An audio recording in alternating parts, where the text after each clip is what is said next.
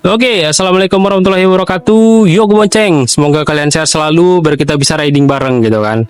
Oke, jadi di video kali ini aku mau ngasih tahu kalian tentang apa sih yang menjadi alasan aku beli motor ini gitu kan. Secara motor ini tuh masih banyak pilihan lainnya selain motor ini gitu kan.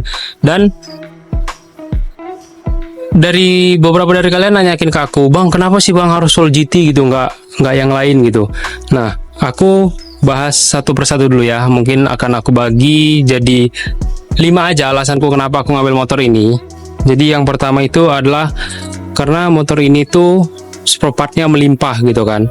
Secara kalian tahu sendiri lah ya, brand Yamaha di Indonesia itu cukup gede, apalagi penjualannya itu mendekati pesaingnya gitu kan, yaitu motor Honda gitu kan. Secara Yamaha ini cukup banyak lah beredar di Indonesia dan unitnya juga banyak dipakai orang, otomatis spare partnya itu banyak dan melimpah gitu kan. Baru alasanku yang kedua itu adalah karena yang jualnya itu adalah kenal. Jadi motor ini tuh mungkin di video sebelumnya aku udah kasih tau ke kalian bahwasannya motor ini tuh aku ambil dari teman kerjaku. Nah, dia udah ganti motor yang lain. Jadi motor ini dilepasnya karena udah udah ada gantinya gitu kan. Dan aku bisa yakin untuk beli ke dia karena surat-suratnya itu ada. Cuman memang kalian udah tahu sendiri bahwasannya ini STNK-nya nggak ada gitu kan. Jadi mungkin akan aku urus dan aku kasih tahu ke kalian nanti di video berikutnya berapa sih kalau misalnya ngurus STNK ditambah bayar pajak plus BBN gitu kan. Nanti mungkin akan aku kasih tahu ke kalian berapa harganya dan berapa dendanya, berapa biaya balik namanya dan biaya pajaknya yang nunggak gitu kan. Tapi memang alhamdulillahnya aku dapat seperti video sebelumnya aku kasih tahu ke kalian bahwasannya aku dapat waktu untuk pemutihan. Jadi mungkin biayanya lebih ringan dibandingkan tidak ada pemutihan gitu kan. Baru alasanku yang ketiga itu adalah konsumsi bahan bakar motor ini tuh cukup irit. Cuman memang aku belum pernah nyoba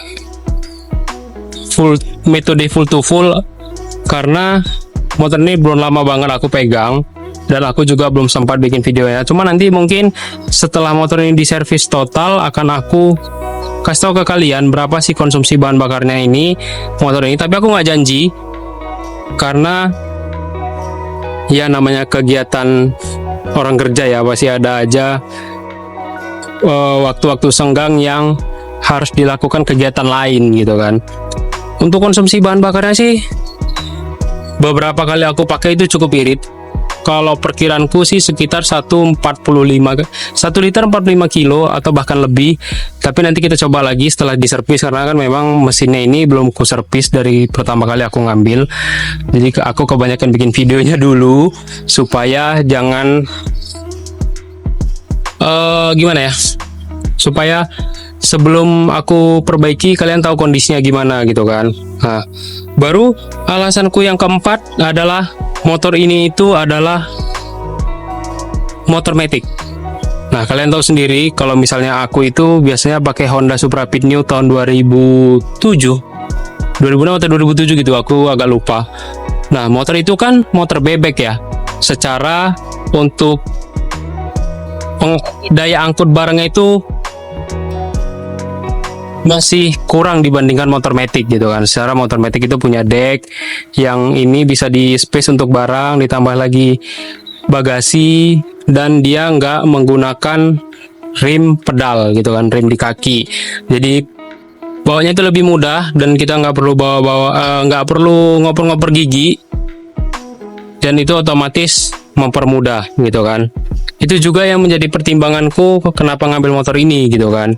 Karena memang genre motor matic itu pasarnya luas banget, atau sekarang itu kebanyakan orang ngambil motor matic karena simple gitu kan. Tapi memang motor matic itu ada kelemahan di bagian perawatan karena dia nggak pakai gigi, sehingga berharap dari CVT-nya aja. Dan kita harus benar-benar ngerawat CVT-nya supaya jangan rungkat gitu ya, supaya jangan rusaknya parah gitu, karena CVT ini rentan untuk bunyi dan rusak. Ditambah lagi dia punya gearbox, itu harus rutin kita ganti olinya supaya gigi-gigi di dalamnya itu nggak rusak gitu kan. Baru alasanku yang terakhir adalah karena motor ini tuh harganya masuk di budgetku gitu kan. Ya mungkin kalian bisa lihat lah ya harganya di marketplace berapa. Aku nggak mau nyebutin harga, aku takut yang rusak pasar. Nah, jadi untuk kalian yang pingin Mio Soul GT ini, bisa kalian lihat-lihat di marketplace untuk harganya, karena harganya ini udah cukup menarik di tahun ini gitu kan. Jadi untuk kalian yang belum punya alasan untuk beli Mio Soul GT ini, sorry kalau misalnya kata-katanya agak sulit, bisa kalian tonton lagi video ini gitu kan. Dan untuk teman-teman kalian, bang kenapa sih bang, atau ada yang nanya ke kalian kenapa harus milih Mio Soul GT, itu bisa aja kalian share video ini ke teman-teman kalian biar teman kalian dapat informasinya. Dan untuk kalian yang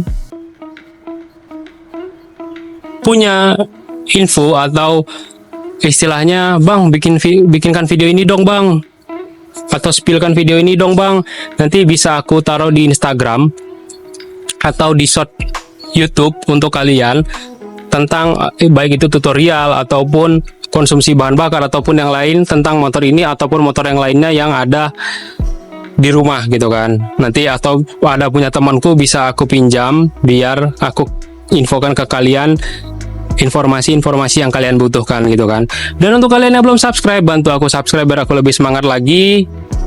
Aktifkan juga lonceng notifikasinya biar aku lebih semangat lagi bikin videonya dan kalian dapat video-video terbaru dari aku. Dan jangan lupa like biar aku lebih semakin semangat lagi untuk bikin video lain-lainnya.